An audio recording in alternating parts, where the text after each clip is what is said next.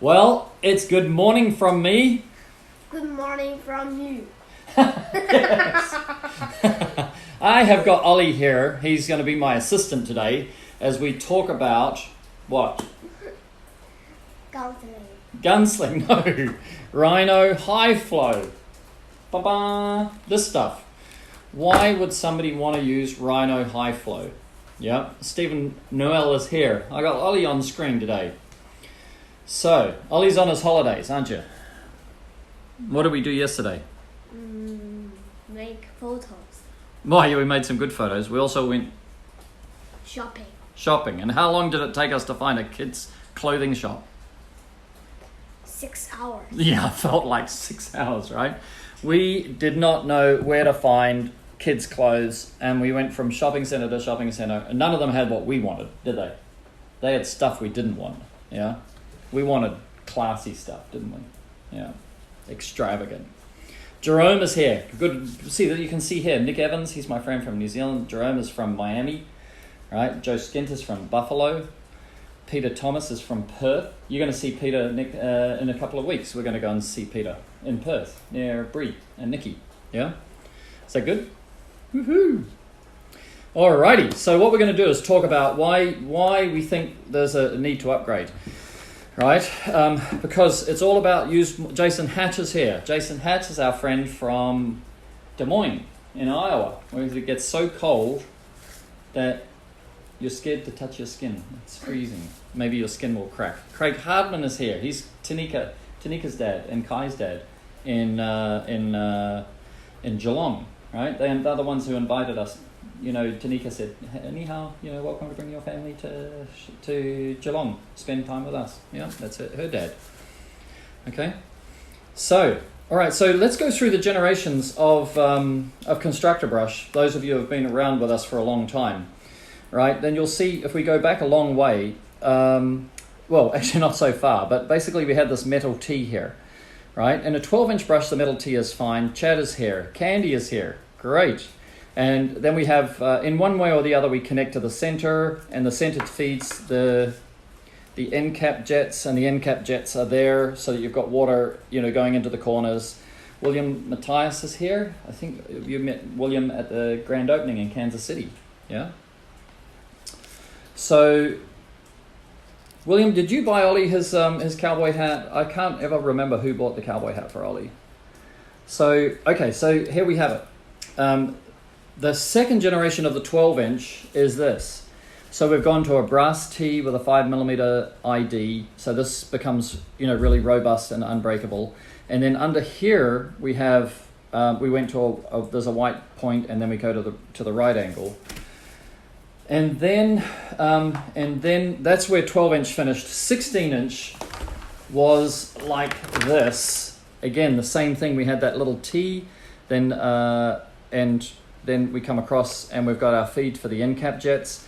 And then if you've got a recent, maybe the last 6 or 8 months, then you'll see the 16-inch actually looks like this. So again, we've got a feed to the center jets, and we've actually got a T here with a rhino tube feeding 2 rhino tubes there. Yeah, and this is a 8mm for rhino tube. And then if you ever got a 20-inch, then you'll actually see the future. This one's got an apex on it because it's designed for just being fixed. But you can see here that we've got a T going with Rhino Hi-Flo and Rhino Tube feeding the end cap jets, Rhino Hi-Flo feeding the 2. Mario is here. He's our friend from Los Angeles. Yeah. And then you'd feed Rhino Hi-Flo into here. So just so you can get the visualization. This is basically the picture of what we're doing to all the brushes. And the reason, dude and little dude, yes, we need to come to look, we got an invitation to Sacramento, California. Yep. We've been to San Diego, California, haven't we? Yeah, where we saw the sea lions. Remember that? What noise did they make? Something like that, right? I don't think we can replicate it. Alrighty, so the last thing that we want to show you is this. Like you can see, all Reach-It brushes now come in a PET reusable box, right? This is environmentally friendly because everybody hates using plastic. But basically, it's got these little click studs, boom, and boom, and you can pull that out, and you can reuse that and protect your brush, get your staff to protect your brush. Hey, Randy. Randy's one of my good friends too. Right, so what we want to point out is that when you see this, when you see the Hydroblade in white, this is Hydroblade 2. And you'll see the in here is the Hydroblade 2 also in the end cap jets, and you'll see just some modifications there where this is seriously angled so you don't get a right angle clip on it. You can see all the jets are enclosed, so there's no teeth to break, no little pieces that can break off, all made in one piece. It's everything we know about rinse bars is affected in here, and Rick Wren is here. And then what we're doing right now is just modifying this so that we can point this water back out this way, so that when these bristles are splayed, this water will end up further out here. Not at the moment, we've got it bent back 10 or 15 degrees, and we're going to bend it back like 30 to 40 degrees. So just one little tweak going forward. I think those will be in production soon. So what's the story? Well, when you have a 12-inch constructor brush, this is 12 inches, right? 12 inches is 30 centimeters. Hey, Rick, good to see you, buddy. So when you have the constructor brush, the original constructor brushes, Niha, yeah. The original constructor brushes are 26 jets across the top. Some of them, the original ones were 1 millimeter, then we went to 0.7 millimeters, then we went to 0.8 millimeters. Right, so we've tried all the different flow rates from here. And so what we want to do here is explain that you've got 26 jets across a 12-inch, 4 jets in each of the end caps, so total of 34 jets. And we know nobody had a problem with a 12-inch with flow rate. But when we get to a 16-inch, right, with our design, Ollie, you're off camera. Come back. Ollie has just turned 8 on May 31st, didn't you? 8 in our calendar. How old are you in the Chinese calendar? When somebody who's Chinese asks you how old are you, what do you say? 8. No, you don't. You're 9, I think. Isn't it? Or are you 10?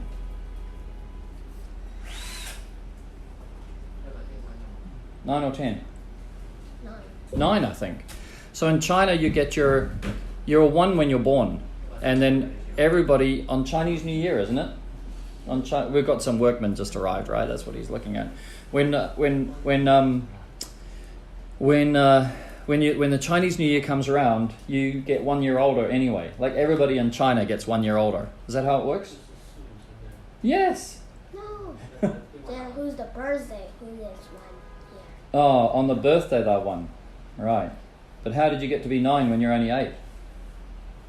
How did you get to be 9 when you're only 8? Because Chinese just think so. I born is just 1 year. When you're born, you're already 1 year. Yeah. So they recognize you're born when you're, and then we celebrate. What's your first celebration? Is 100 days, right? You can't remember because you were just weren't you? But the first celebration is 100 days old, and you think about it. That's the 9 months gestation, and then the 100 days after the 9 months gestation is 1 year. Right, so it's kind of like for those who are, sort of aware at what point life begins. The true Chinese system recognizes life begins at conception, which is I like. It's my kind of thinking. Okay. Yes, in Korea you're a 1 at 100 days. Yeah, same logic. So, but I think in China for the national system, as the Chinese New Year starts, everybody gets 1 year added, and then they work out whether you go to school or not based on that, something like that. Eric, yeah. Do you mind I take off the power? Do I mind? Yes, I do, because I'm live on Facebook. You are on I need the power just for now. Yeah. How many time? Maybe 15 minutes maximum. 15. 15. 15. Is it okay? 15 分钟. Sorry. Okay. Is it okay? Okay. Waiting for you. Okay, appreciate it. Thank you, man. Sorry. Okay. Okay. Good. We had a light switch that blew up. Remember the green tape? Yeah. Okay, so here we go. When we get the 16-inch brush, what we did is, because these hydro blades were all in modules of 4 inches or 100 millimeters, And so when we made the 16-inch brush, we put 13 in each block. So there's 39 across the top, plus 4, plus 4. 39 plus 8 is what? What's 39 plus 8?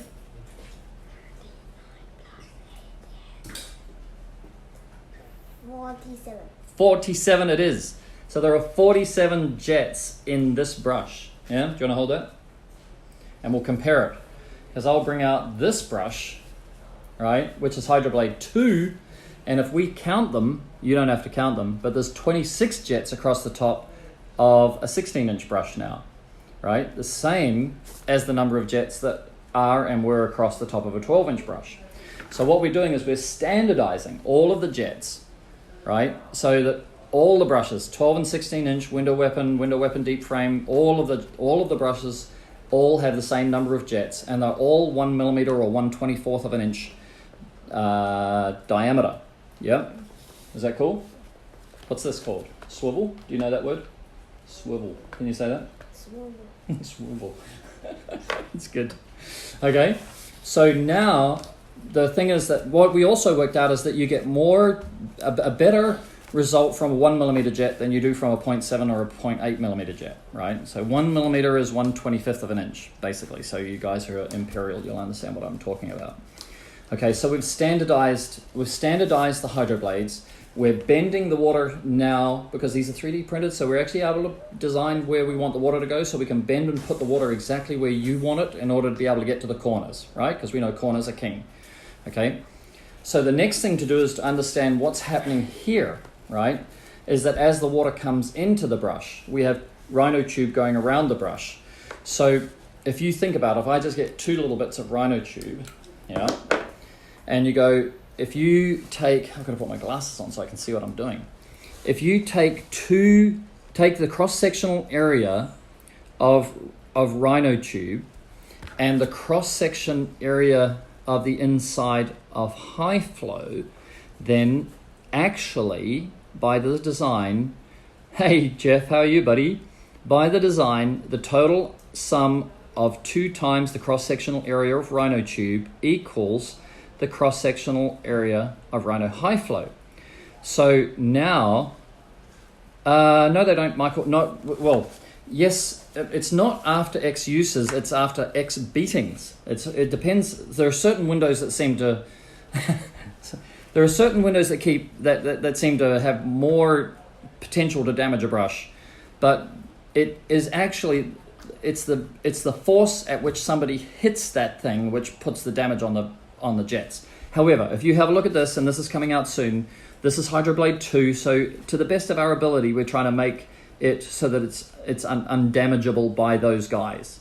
But, you know, I can tell you we've got in the order of 8,000-9,000 constructor brushes out there, and we would replace Hydroblades 5 times a month out of that total number of brushes that are out there. So there are people who are just way rougher on the brush, way rougher on the frames than other people, and that's my responsibility is to develop a product that can survive that. But you know, as a rule, we don't have that issue. We only have that issue with certain people, right?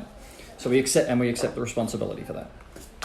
Okay, now if I went to this here, right? This is a 16 millimeter hose, right? So if I went to a 16 millimeter hose, and this is all what we need to know, like for window cleaning. So you could take 2 of the cross-sectional area of rhino Hi-Flo, and then you look at the cross-sectional area there. Now, actually, 16 millimeter hose is more than twice this. Hey, g'day, Doug. Doug's saying good morning. Good morning. Good boy. Yeah. I know you use it, Michael. So I'm cool on that. So actually, rhino, I don't have any here, but rhino flat hose, its cross-sectional area when it's being used is twice rhino Hi-Flo, right? And then the next one up will be the 16 millimeter or 2/3 of an inch kind of size. All right. So what does that mean?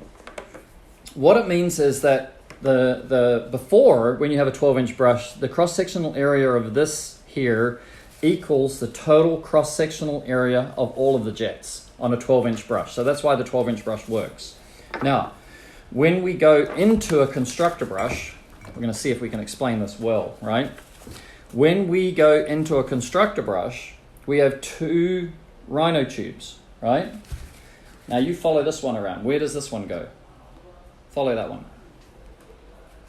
Goes around there and into there. So what happens to this one? It goes around there and into there, yeah? So if you think about it, we've got two feeds into a constructor brush, one coming in from either side, and we know that we can match the feed by giving Rhino Hi-Flo, because we know that the cross-sectional area of Rhino Hi-Flo is equal to the sum of 2 times the cross-sectional area of Rhino tube. Okay? Yes. This is the Ollie demonstrated brush, yeah? So, what we want to do then is, I'll pull this out.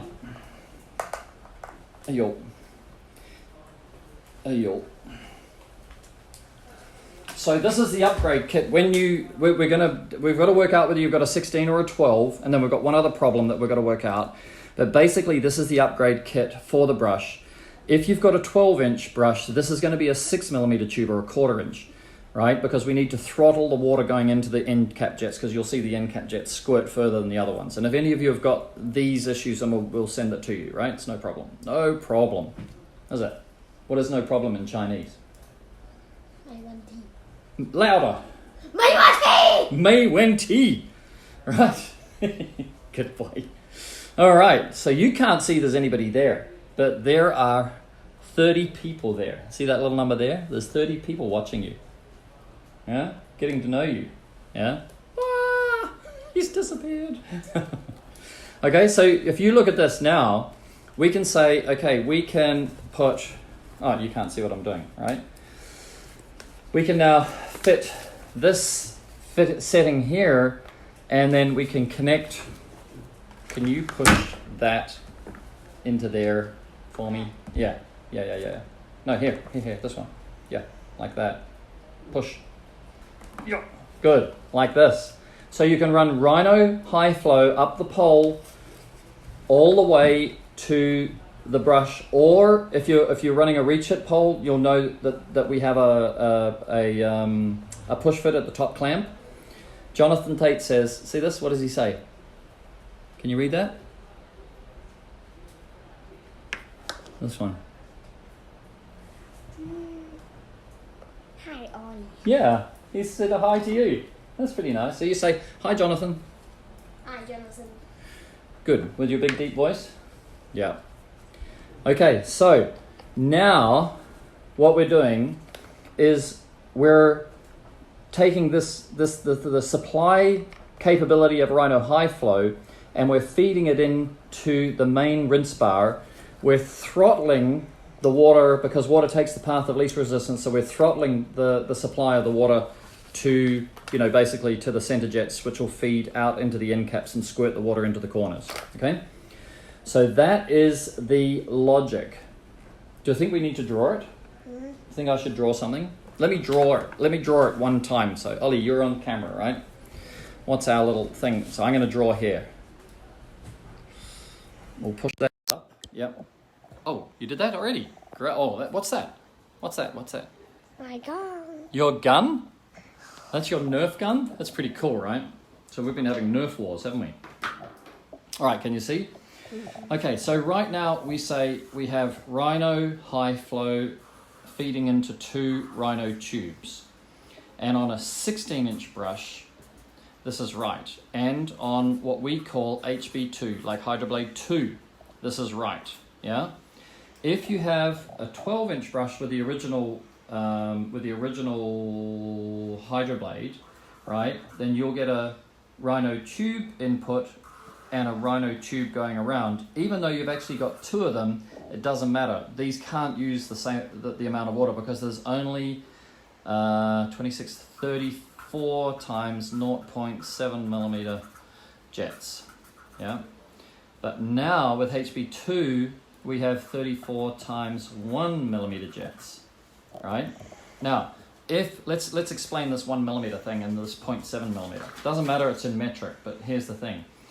if we converted it to a square, that said the cross-sectional area is a square, right, then it would be 1 times 1, right, would be the area. So the area would be 1.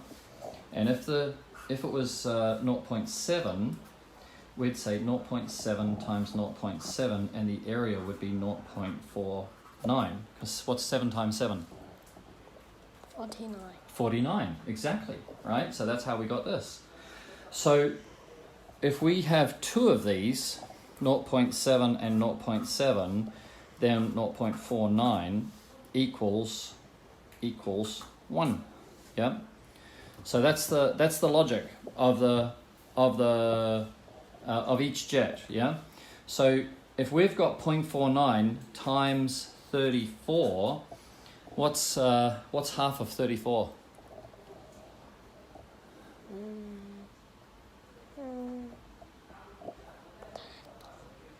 2 times what equals 34? 2 times what equals 30? 2 times 15. Yeah, and then 2 times what equals 4? 2. So 15 plus 2 equals? 15 plus 2 equals 17. Correct. So this is 17. Yeah, that's the answer. That's the cross-sectional area, like that. Yeah. So that's how we do the math. So what's sitting? You don't need to know all this out there in Reach It user world, but I'm showing you what is actually happening behind the scenes. That when we say, okay, we want to switch you to Hi-Flo, it's all this maths and science and physics and all this stuff going on behind the scenes where I'm doing all this calculations. I had an enormous help from this guy, Remy Bellinger, right, in Ontario, I think, Canada. He has helped me a lot, right, over the last year while we do our maths and work it all out. So we're going to make really clever videos, yeah? All right, do you want people to look at us again now, you think? There we go. Look at that. You are an expert. Yes. Will you use twice the water? Well, it depends on the pressure, but you'll have... So flow rate is a constant. You'll see a video I put up, and we're going to make some more videos as soon as we have a sunny day. What's it doing outside right now? What's the weather? Raining for the last 2 days, right? Okay, so when we get another sunny day, we're going to cover all this. The high flow, the rhino tube, the flat hose, the amount of water. Yeah, but it's all about this. Craig Hardman knows the story, right? You use more water, use much less time. Okay, so here's the maths, right? If I double the use of water and halve the amount of time, I'll use the same amount of water. Is that true? If I go twice, your nose is running. Where's this? Run and grab a little tissue. Yeah. So, but if we can get, is it poor old Australia? Raining everywhere. So if you can get to more than twice as fast by using let's say it's twice as much water. It's not twice as much water, but if you can get to go more than twice as fast, even though you're using twice as much water, you'll use less water volume. So that's the maths. Use more water, use much less time, and then challenge yourself to the Reach It technique. Remember that a constructor brush is not like any other brush on the market, because every other brush on the market has holes between the bristles, so the water goes through the bristles. Well, what does that mean? If the water goes through the bristles, so does the dirt. So the reason why people agitate a lot with other brushes, right, is because the bristles are not a blade. But if you hold a constructor brush against the glass, there is no water coming through underneath. Like, this is a blade. So when you agitate on the upstroke, you know every single piece of glass in every single stroke has been scrubbed, right? So you can reduce the number of agitation strokes. And then you rinse on the downstroke, because these bristles, they're like a rubber blade, but they're made of nylon, and they break the surface tension of the glass, and the water sits on top of them. You don't need to squirt the water, way out here or anything like that. You just want the water on top of the bristle. It inherits the broken surface tension of the glass. The water cascades down in a hydrophilic format or style, even if the window is crazy hydrophobic. In fact, sometimes it will actually, if it's really hydrophobic, you can have a downstroke and the glass is dry at the end of the downstroke. 20 seconds per window, certainly if it hasn't been cleaned for 5 years, okay, we accept. You're not going to get to that. but you should be aiming for one super regular. You want just one action on the glass. Annually, let's say 2 actions on the glass. If you can't do 2 actions with DuPont bristles, then you're going to switch out to a window weapon. So either a window weapon, you know, where this one is the low profile window one, where these bristles will go over the frames and clean the frames at the same time, or you'll go to deep frame, where we take the end caps off, we take the jets out of the end caps, put them underneath the brush, so we've got the same flow rate footprint, yeah? Whew. Can Dad talk? He talks a lot, right? Non-stop. So you think we should talk video games? What's your favourite video game? Come on. Evil Nun? Granny? Mr. Meat. Mr. Meat, yeah? And can you beat him? And why do you like it? Oh, I can beat them. You can beat him. Okay. All can. Who's all? Granny, Evil Nun, and Mr. Meat. Oh, I see. So, and who do you like to play Mr. Meat with? Harrison. Yeah. Big Brother Harrison. So he's been spending a lot of time with Big Brother Harrison. It's really cool. Okay. Yeah, and then, this is the thing, that we've perfected the window weapon, and we've perfected the Hydroblade 2. However, the ripple effect is that we need to make that big decision and tell everybody, look, if you want to get the most out of these brushes, then you want to get more water supply. You don't want to be throttling it. Now, just one point. You saw this, like, there's 2 ways to attach this. We're going to make some videos to show you this, right? But,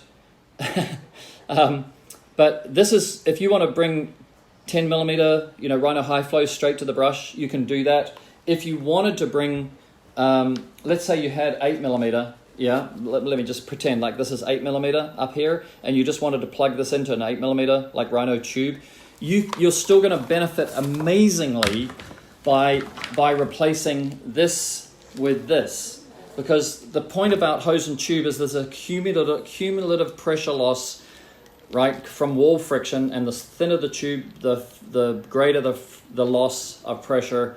So even if you just keep everything the same as it is now, and you just replace your Rhino tube going up the pole to Rhino Hi-Flo, that's fine. And we're going to give you all the adapters for that.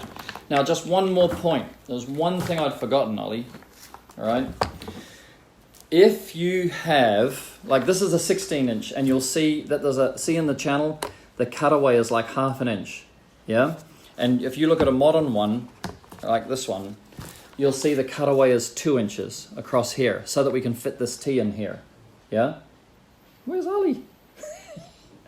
So we can fit this T in here. 2 more minutes. Yep, we're good. So if you're handy, you can get a hacksaw and just hacksaw this out and make it the same as what we've got it, and that will work for you. If you're not handy and you want to, let me see, I'll do it with this one. If you're not handy and you don't want to do it, even though this one's got a cutaway, what we'll do is replace this Rhino tube here with a much longer piece of Rhino tube. Sorry, I should have had a piece ready to show you. This piece will come down here. This new piece will come down here, and then you'll be able to join it to a Y. Okay, so if you're not handy. So I'm going to make videos on all of this with Martin on showing you how to do it, but I'm just giving you the sort of the heads up now, what's coming, just those of you who are wanting to get ahead of the 8 ball, and then we'll try and get these videos done today, tomorrow, you know, as far as filmed, and get all the parts. But right now, we're preparing the upgrade packs for the brushes. If you go to the store and you get Hi-Flo now, I would hold off a few days, right? And then tell us which brushes you've got, and we'll put the upgrade packs in so that you'll say, okay, I want to go to. We'll give you everything, right? If you've got, you know, this fitting here, we'll show you how to upgrade it as that fitting. We'll send you the bigger brass fitting. This one's a push fit, so there's more. The idea of this is more than a barb, so we actually get more flow to the brush even just by switching to this one. Okay, and the other thing which is out but it's not here is we have a new, those of you who have experienced some problems with this, the white T in there, we replaced it with a black plastic T push fit, but now we have a brass push fit for this piece here. Okay. Yeah, but so all you can do is, if you have the problem with ROs, so I'm a great fan of DI. The problem with ROs is that they take some of your pressure, right? And we want that pressure. So the only thing we can do, there's two things you can do if the pressure you want at the brush is being taken somewhere else. If you want to know what's happening, this is what you do. You grab your brush and you go and plug it in next to the spigot and you find out what pressure is available at the spigot. You'll see the jet squirt, right? Then you connect the brush straight after your RO and you'll see how much of that pressure got lost to the RO. Then if you're running a hose, connect it after the hose and have a look how much of your pressure you lost with the hose. Then connect it after the Hi-Flo, then connect it after the rhino tube. Yeah, and you'll see your pressure get lost all the way through your fluid dynamic system. So that's what I'm addressing right now. Yeah, there's two ways to do it. Go back to DI when you need pressure up high. So, RO for low, DI for high. That works. Add a booster pump like a Liberty 331. Yes, if you're doing residential with DI, Rick, we've got the drive-through car wash method. So they wash your car with brushes and tap water, and then just that last bit, they use the DI. So we've got the check-it meter just underneath the number one clamp on the pole, and that's a TDS checker. So you can flush the system with DI, and then just 5 seconds per window, because the windows are clean. Just what's going to be on the windows is the spots from the minerals that are in your tap water. So it's just across the top, down, up, down, off. So 5 seconds per window, and you can just polish the windows. It's not ideal, but we've got a lot of guys who are actually doing it just so they can use DI. The last way to do it is to take the RO, because the problem with the RO is you need a pressure differential to get flow rate. So if you're adding hose, tube, all of that's resistance, then you're going up. So every 10 feet, you got 10 feet gives you 5 psi of gravity. So you go up 20 feet, you've got 10 psi of gravity back pressure, reducing the flow rate. Yeah? Talking with my hands. So drop it into a tank, get a 1.5 gallon per minute, 1.5 to 1.8, don't get bigger than 1.8. Pump 80 to 100 psi, which is the rating on the pressure switch. It's not the pressure it's going to deliver unless you've got the back pressure. So that's why your flow rate's really important, and that will get you through it.